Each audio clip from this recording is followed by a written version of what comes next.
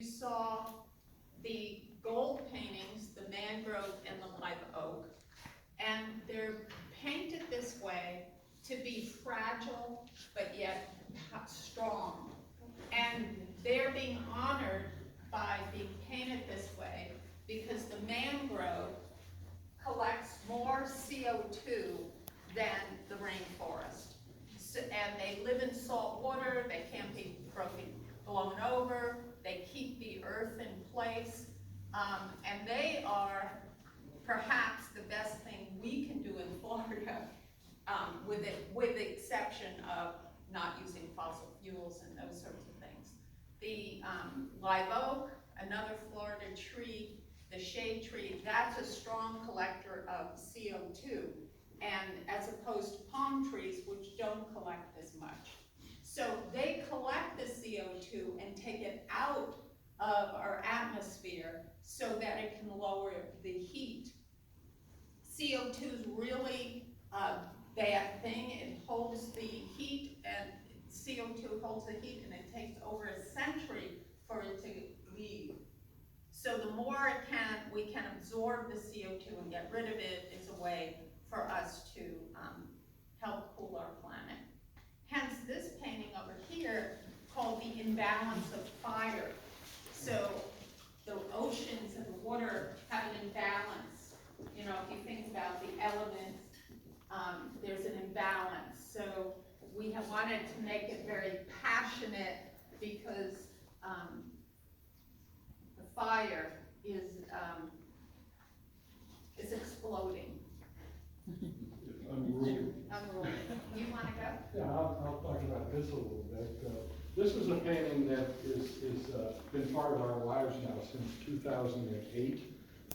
It was first done in 2008, and then in 2011 we modified it, and now 2020 we've modified it again by adding the tarpon to it. And if you look around the show, you see that this tarpon is the same as in those prints, and it's a tarpon that came from a series that Carol did even before then, just for the sake of a better title, critters that are in and around the water.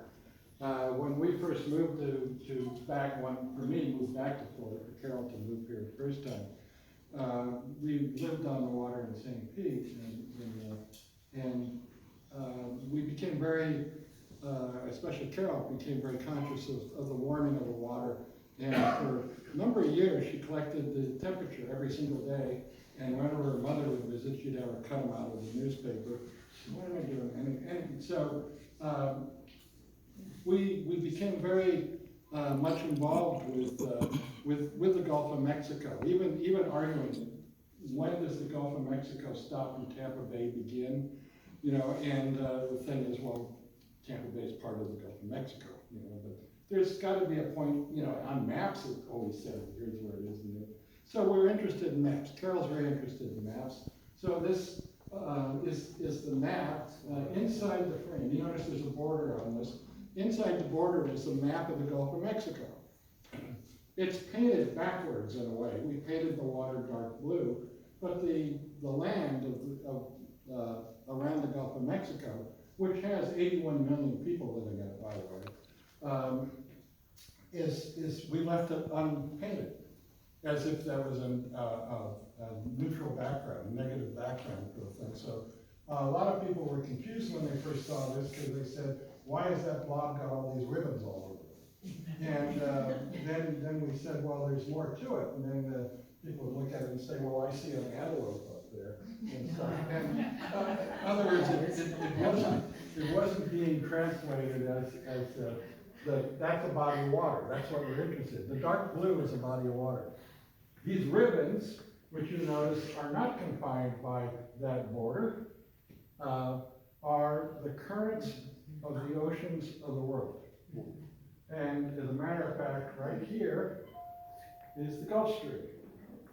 And this is the Gulf in here. Again, this is little things that come out of it. The darker and broader ribbon are currents that are on the surface of the water, and the lighter and narrower ribbons are ones underneath the water.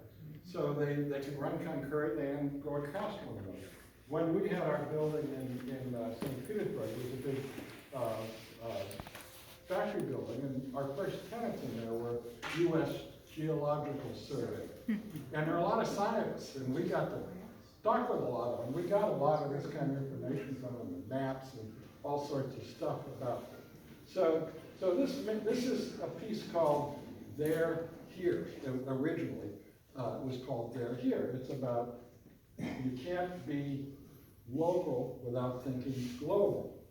As a matter of fact, somebody in this room was very instrumental in helping us along with this, and Noel Smith, who's the German director of the Contemporary Art Museum at USF.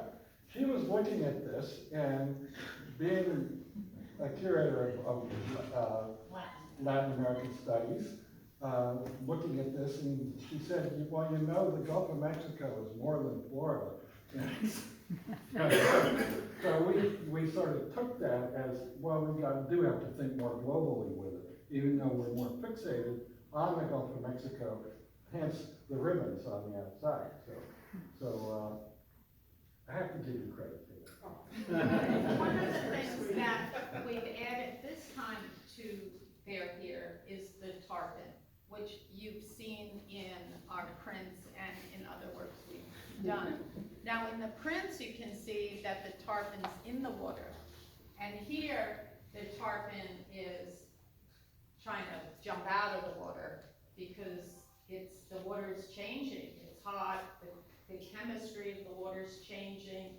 The CO2 gets rid of the calcium in the water, so that's why crustaceans aren't being able to form their shells on the west coast of the US. The Dungeness crabs aren't being able to form their shells correctly. So the tarpon is leaping out. We also, from working with this, and you can see on the prints, there's a topographical map. Near here, the water in the Gulf is really shallow, but as you go up here, it's really deep. And Robert was really fascinated that the Moby Dick whale, the big white whale, the sperm whale, there's 1,000 of them in this part of the Gulf. And they're all female. And male whales come in and impregnate them, and the women stay with the calves. And hence there's a whale painting over there.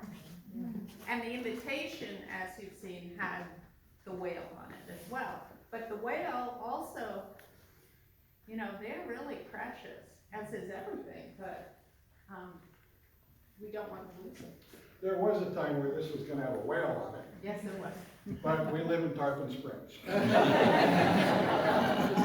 the tarpon is, we think of that as a goldfish. So it's There, Here, a cry for help. Yeah. So we keep at, who knows what this is going to look like 5 years from now. It's one of those canvases. It's a big canvas. We haven't made to this. We sort of use it as a wall in our studio. We have our workshop behind it. So they're big enough to do that, and so it's kind of a fun thing to work over.